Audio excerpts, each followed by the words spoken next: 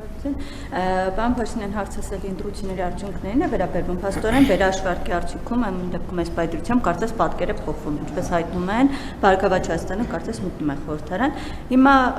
այս ամենից դատելով կարող ենք եզրակացնել եւ ընդունում եք, որ ամեն դեպքում այնպիսի խախտումներ կամ ինչպես կուզեք թերություններ են եղել, որի արդյունքում մի խոշոր ուժ, որ պետք է մտներ խորհրդարան, չի մտնում, սա փաստումը տեղ ունեցած կամ թերացում է կամ խախտումների մասին, տեղեկություններ մամուլում հրապարակվեց, նաև ձեր նախկին թիմակից այսպես հարցազրույցի հետ ասաց, որ դուք ընտրություններից առաջ փորձել եք ընդդիմադիրներին այսպես առաջարկ ներկայացնել գործարքի գնան, կա նման բան թե ոչ, ինչպես կմեկնաբանեք, եղել է առաջարկ թե ոչ, եւ մի հարց էլ տեղեկություն կա, որ ընտրություններից հետո ձեր առաջին այցը նախատեսվում է Ռուսաստանի Դաշնություն, սրա հետ կապված ինչ որ պայմանավորվածություն կա, թե ոչ, եթե այո, ինչ օրակարգով։ Ընդհանրապես այդ որ ասում են առաջարկել են գործարք, թող ասեն ով, Գագիկ Ծառուկյանին ասենք, որ գործարք առաջարկենք, ծնկաչոք այդ գործարքին ընդառաջ կգար։ Ասենք Գագիկ Ծառուկյանը ամբողջ կյանքում բացի գործարքից ոչ Հայաստանում իրան գործարք առաջարկող չի եղել, դրա համար որփի նման ընկել է աշխարհի աշխարհ տարբեր տեղերում գործարքա բան արել, փնտրել, գտել, հետո պարզվել է ընդամենը իրան բան են արել, հավաքագրել են ինքը դրանից տեղյակել չի։ Ասենք ով է գործարք առաջարկել։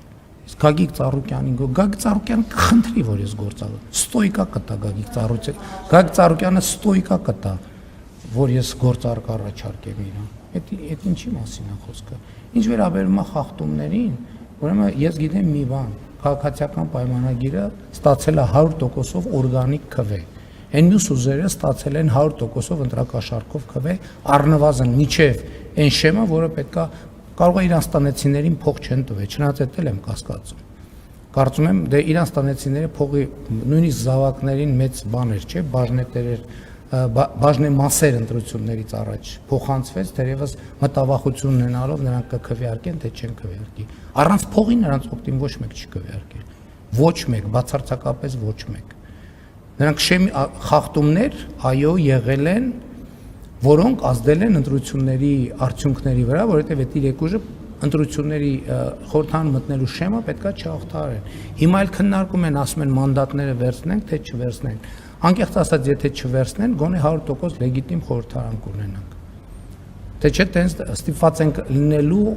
տեսնել խորհրդարանի ամբիոններին փողի կալոդներ փռած, որոնք որևէ այլ քաղաքական արժեք չունեն։